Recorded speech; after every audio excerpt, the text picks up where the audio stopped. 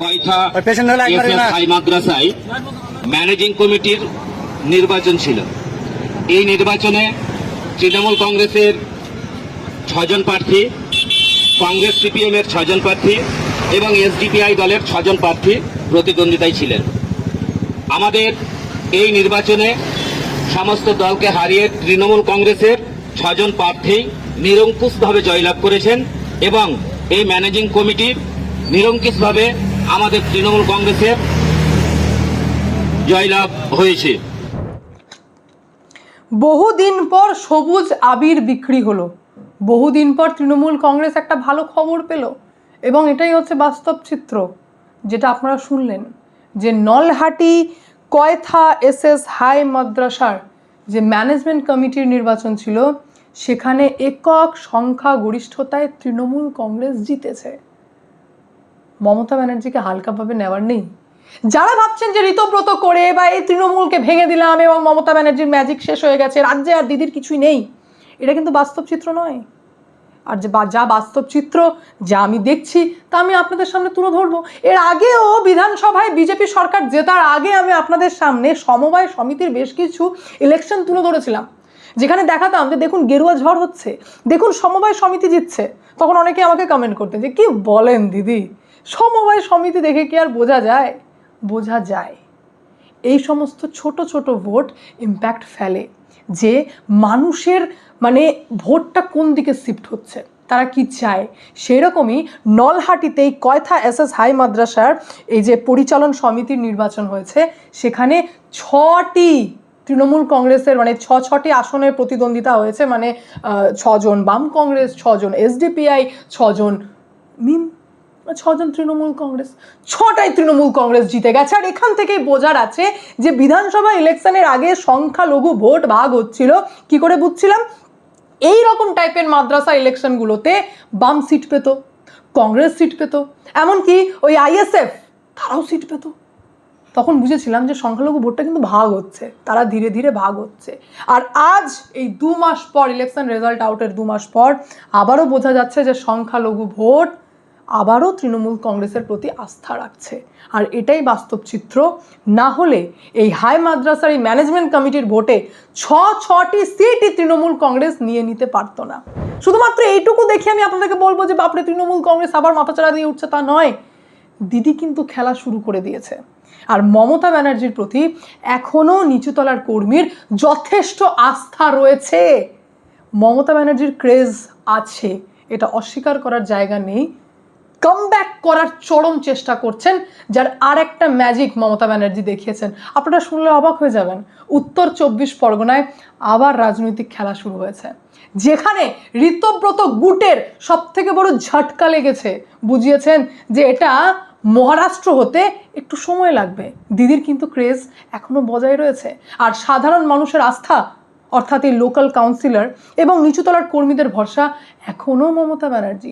না হলে হঠাৎ করে এই বাদুড়িয়া পঞ্চায়েত সমিতির সভাপতি, যাকে মমতা ব্যানার্জি অনাস্থা এনে সরিয়ে দিলেন। কেন সরিয়ে দিলেন? কারণ সেই বাদুড়িয়ার এমএলএ জয়েন করে গেছিলেন ঋতব্রতর গুটে, আর তারই ক্লোজ ছিলেন বাদুড়িয়া পঞ্চায়েত সমিতির সভাপতি, সেই এমএলএরই ক্লোজ। দিদি খেলে দিলেন, খেলা দেখিয়ে দিলেন। এটা ইয়ার্কি নয় যে একটা গ্রাম পঞ্চায়েত সমিতির সভাপতিকে মমতা ব্যানার্জি অনাস্থা এনে তাও আবার এই করুণ সময় চেঞ্জ করে দিলেন। এটা ইয়ার্কি নয়। মাত্র 2 মাস হয়েছে, তার মানে 6 মাসে কি হবে, 1 বছরে কি হবে? তৃণমূল কংগ্রেসের মমতা ব্যানার্জিকে হালকাভাবে নেওয়ার নেই। ইনি যথেষ্ট তীক্ষ্ণ পলিটিশিয়ান। বাদুড়িয়া এমএলএ বুরহানুল মুকাদ্দিন লিটন, ইনি ঋতব্রতর গুটে জয়েন করে গেছিলেন এবং সেই খবরটি যখনই মমতা ব্যানার্জি পেয়েছেন, তখন সেই গ্রাম পঞ্চায়েতের অর্থাৎ বাদুড়িয়া গ্রাম পঞ্চায়েত সমিতির কুহেলিকা পারভিন, যিনি সভাপতি পদে ছিলেন, সঙ্গে সঙ্গে তিনি বললেন যে আগে ওই এমএলএর ঘনিষ্ঠ যে এই পঞ্চায়েতে সভাপতি পদ দখল করে রয়েছে তাকে সরাতে হবে। এবং ব্যাস অনাস্থা আনলেন। 27 জন সদস্য তৃণমূল কংগ্রেসের সাপোর্টে, এবং খুব সহজেই, মানে কোনো রকম বিরাট মাথাপেচি করতে হয়নি, খুব সহজেই এই কুহেলিকা পারভিনকে বাদুড়িয়া পঞ্চায়েত সমিতির সভাপতি পদ থেকে অপসারণ করা হয়ে গেল। দিদি কিন্তু খেলে দিলেন। আর ঋতব্রত গুটের এমএলএ, যে ঋতব্রত গুটে জয়েন করে গেছিল, তিনি কিচ্ছুটি করতে পারলেন না। যখন সংবাদ মাধ্যমরা, বিভিন্ন মিডিয়ার লোকজন গিয়ে যখন বললেন যে ভাই এটা তো মারাত্মক ঘটনা ঘটে গেল, গ্রাম পঞ্চায়েত সমিতির সভাপতিকে দিদি কালীঘাট থেকে সরিয়ে দিলেন, মানে কালীঘাটের ছড়িতে সরে গেল এই সময়, তাও আবার।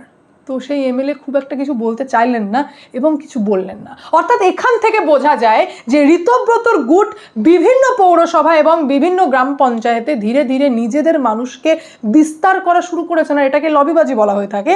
যে মানে দলটাকে যখন ভাগ হচ্ছে, তো ঋতব্রত ডেফিনেটলি, ঋতব্রত বন্দ্যোপাধ্যায় চাইবেনই যে গ্রাম পঞ্চায়েত সমিতি বলুন বা পৌরসভা বলুন, সেখানে নিজের লোকগুলো যেন ঢোকে। সেই খবর মমতা ব্যানার্জি পেয়েছিলেন এবং খবরটি পেতেই এই যে বাদুড়িয়া পঞ্চায়েত সমিতির সভাপতি চেঞ্জ হওয়াটা কোথাও না কোথাও বুঝিয়ে দেয় যে এখনও সাধারণ কর্মীর ভরসা মমতা ব্যানার্জি রয়েছে। খুব সহজেই আমি একটা লাইন বলতে পারি আপনাদেরকে যে দেখুন, দল ভেঙে যেতে পারে, মনে হতে পারে যে তৃণমূল কংগ্রেস উইক হয়ে গেছে, বিরোধী উইক হয়ে গেছে, বিরোধী দল উইক হতে পারে, কিন্তু বিরোধীরা উইক হতে পারে না। রাজ্যে বিরোধী দল উইক হয়েছে, 2 মাসে মনে হচ্ছে দলটা ভাঙছে, কিন্তু বিরোধী শূন্য রাজ্য হয়নি। রাজ্যে বিরোধী রয়েছে এবং বিরোধিতা করছে। তারই প্রমাণ আজকে আপনারা এই দুটো বড় খবর, যেটা তৃণমূল কংগ্রেসকে বুস্ট করতে যথেষ্ট হেল্প করবে। দিদি কিন্তু জান দিয়ে চেষ্টা করছেন কামব্যাক করার। আর সেই রকমই অভিষেক ব্যানার্জি, চোর অভিষেক ব্যানার্জি। কেন বললাম চোর জানেন তো?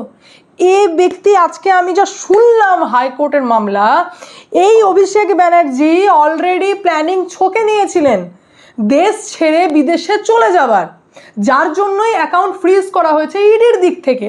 মমতা ব্যানার্জি যেখানে জান দিয়ে চেষ্টা করছেন কামব্যাক করার, ইনফ্যাক্ট কোথাও না কোথাও ওটা ফিল হয়, এটা মনে হয় যে দিদির নাকের ডগা থেকে এত চুরি হতো, তিনি পরে খবর পেতেন, অ্যাকশন নিতেন না। কিন্তু সব চুরিতে যে নিজে ইনভলভ ছিলেন, এখানে কোথাও না কোথাও ডাউট রয়েছে। কারণ মমতা ব্যানার্জির প্রতি কর্মীদের সেই রকম লেভেলের ঘৃণা আসছে না, যেভাবে তৃণমূল কংগ্রেসের এমএলএ এমপিদের প্রতি মানুষের এসেছে। এটা কিন্তু বিরাট বড় ব্যাপার বোঝার আছে। তার মানে আমি এটা বলছি না যে মমতা ব্যানার্জি খুব ভালো, এটা তো বিরাট অপরাধের ব্যাপার যে ওনার পিঠ পিছে, উনি এত বড় পদে থাকতো, ওনার পিঠ পিছে চুরি হতো, উনি দেখতেই পেতেন না, এটা তো ডেফিনেটলি অপরাধ। কিন্তু মানুষের এখনো ফেথ মমতা ব্যানার্জির প্রতি রয়ে গেছে, একটা কোথাও না কোথাও ইমোশন কাজ করছে, ওনার প্রতি কোথাও না কোথাও একটা মায়া কাজ করছে, যেটা কি অভিষেক ব্যানার্জির প্রতি করছে না। দলটা শেষ হতে বা এই পরিণতি হওয়ার পিছনে অভিষেক ব্যানার্জির যে চরম হাত রয়েছে, তারই প্রমাণ আজকে হাইকোর্টে পাওয়া গেল, যেখানে অ্যাকাউন্ট ফ্রিজ নিয়ে তৃণমূল কংগ্রেসের দিক থেকে বারংবার চেষ্টা করা হচ্ছে যে অ্যাকাউন্ট যাতে তৃণমূল কংগ্রেসের ফ্রিজ না করা হয়, খুলে দেওয়া হয়। তো সেখানে ইডির আইনজীবী এসভি রাজু কি বলেছেন জানেন? তিনি ইতিমধ্যে জানিয়ে দিয়েছেন যে হুজুর, যদি অ্যাকাউন্ট ফ্রিজ থেকে খুলে দেওয়া হয়, যদি এই রায়তে কোথাও না কোথাও ইডির হাত থেকে যদি অ্যাকাউন্ট ফ্রিজটা লক খুলে দেওয়া হয়, ফ্রিজ যদি আমরা খুলে দিই বা তৃণমূল কংগ্রেসের হাতে ছেড়ে দিই, তাহলে খুব তাড়াতাড়ি সমস্ত টাকা বিদেশ চলে যাবে। মানে এইভাবে উচ্চারণ করে বলেছেন যে সেটা দুবাই এবং কেম্যান দ্বীপপুঞ্জে চলে যেতে পারে এবং সেই টাকা চলে গেলে আমরা আর ফেরত পাবো না। এটা বিরাট বড় অ্যালিগেশন লাগানো হয়েছে, যেখানে এটা ওপেন হাইকোর্টে বলা হয়েছে যে যদি আমরা অ্যাকাউন্ট ফ্রিজ না করি তাহলে টাকা বিদেশ চলে যেতে পারে। আর এখনো পর্যন্ত আমরা কিন্তু জানি না যে অভিষেক ব্যানার্জির ফ্যামিলি কোথায় আছে। অভিষেক ব্যানার্জি একাধিকবার যেতে চেয়েছেন বিদেশে, পারমিশন নেওয়ার চেষ্টা করেছেন, পারমিশন পাননি, সেটা অন্য কথা। কিন্তু এটাও ঠিক কথা যে একটা পার্টিকুলারভাবে একটা টাকার গ্যাদার করা হচ্ছিল অ্যাকাউন্টে, প্রচুর টাকা অ্যাকাউন্টে গ্যাদার করা হচ্ছিল এবং ইলেকশনের পর সেই ইডি কিন্তু, এই যে মানি লন্ডারিং ব্যাপারে ইডির হস্তক্ষেপ হয়, সেটাই কিন্তু ধরে ফেলেছিল যে এভিয়েশন গ্রুপের মাধ্যমে, এই যে প্লেন কেনা, হেলিকপ্টার কেনা, এই এভিয়েশন গ্রুপের মাধ্যমে বিভিন্ন টাকাকে নয়ছয় করা হচ্ছে এবং টাকাকে কোথাও না কোথাও ঘুরপথে বিদেশে পাঠানো হচ্ছে। সেটা জানতেই তৃণমূল কংগ্রেসের সব অ্যাকাউন্ট নয়, মাত্র 3টি অ্যাকাউন্টকে ফ্রিজ করা হয়েছে, যেখানে টোটাল বলতে পারেন প্রায় 440 কোটি অ্যামাউন্ট রয়েছে। অর্থাৎ টাকাকে গ্যাদার করা হচ্ছিল। এবং আজকে তো হাইকোর্টে বলেই ফেললেন ইডির আইনজীবী যে হুজুর, এক তো হচ্ছে যে তদন্ত প্রভাবিত হতে পারে, আর সেকেন্ড হচ্ছে অ্যামাউন্ট বিদেশে পাচার হতে পারে। যদি দুবাই বা কেমেন মতো দ্বীপপুঞ্জে যদি টাকা চলে যায়, তাহলে আমরা কিন্তু আর সেটাকে ফিরিয়ে আনতে পারবো না। তার মানে এবার দেখুন আপনারা কি করবেন, দেখুন কি ঠিক লাগে আপনার ব্যাপারটি শুনতেই। এবং যেহেতু অভিষেক ব্যানার্জির নাম সামনে, আর অভিষেক ব্যানার্জি কত বড় চোর সেটা বিচারপতিও জানেন, বুঝতে পারছেন। সেই কারণে এই মামলাটিতে স্থগিত রাখা হলো, অর্থাৎ ফ্রিজ যে তুলে দেওয়া হবে, অ্যাকাউন্ট যে তৃণমূল কংগ্রেস অ্যাক্সেস করতে পারবে, এই কথা তো বলা হলোই না। উল্টো ইডির দিক থেকে এটাও জানানো হয়েছে যে বাকি অ্যাকাউন্ট তো খোলা রয়েছে, বাকি অ্যাকাউন্ট তো তৃণমূল কংগ্রেস অ্যাক্সেস করতে পারে, যেখানে প্রায় 164 কোটি টাকা রয়েছে। দৈনন্দিন খরচের জন্য সেখান থেকে টাকা ইউজ করে পার্টির ফান্ডে পার্টির কাজে ব্যবহার করতেই পারে। তার জন্য তো ওই 3টে অ্যাকাউন্ট যেটা ইডি ফ্রিজ করেছে সেই অ্যাকাউন্টেরই অ্যাক্সেস লাগবে, ওরকম তো ব্যাপার নেই। আর যদি সব জানার পর বিচারক অ্যাক্সেস দেয়, তাহলে টাকা বিদেশ চলে গেলে আমাদের কিছু করার নেই। ব্যাস, বিচারপতিও বুঝে গেলেন, রায়টাকে স্থগিত রাখা হলো। অর্থাৎ এখান থেকে বোঝা যাচ্ছে যে অভিষেক ব্যানার্জির বিন্দুমাত্র রাজ্যে আবারও তৃণমূল কংগ্রেস ঘুরুক এরকম কোনো মোটিভই নেই, মেন্টালিটি নেই। তিনি কিন্তু চাইছেন যে ভাই আমাকে মুক্তি দাও, আমি কেটে পড়ি, আমি এই রাজ্যেই থাকতে চাইছি না, আমার প্রয়োজন নেই। সেই কারণে পারমিশন নেওয়া, বারবার মানে বিদেশে ভাই আমাকে ছেড়ে দাও, আমি ছেড়ে দে মা, কেঁদে বাঁচি বলা অবস্থা। আর দিদি এখানে কিন্তু টানা এখনো পর্যন্ত লড়েই চলেছেন, কালীঘাট থেকে লড়ে চলেছেন, দোলা সেন থেকে শুরু করে ডেরেক ওব্রায়েন, যাকে পারছেন তাকে নিয়ে লড়ে চলেছেন। এবং লড়াই এমন দিয়েছেন যে 2 মাসের মধ্যে 2টো ভালো খবর আপনারা পেয়ে গেলেন, যে নিচু তলার কর্মী কিন্তু এখনও মমতা ব্যানার্জির দিকেই ঝুঁকে রয়েছে। বাকি আমি ঠিক না ভুল অতি অবশ্যই আপনারা কি মনে করেন কমেন্টের মাধ্যমে জানাবেন। আমি এখানে এন্ড করি, দেখা হচ্ছে নেক্সট ভিডিওতে। ভালো থাকবেন, সুস্থ থাকবেন, সঙ্গে অদ্বিতীয়া চ্যানেলকে অতি অবশ্যই সাবস্ক্রাইব করবেন, কারণ একটাই, যা হবে স্পষ্ট হবে।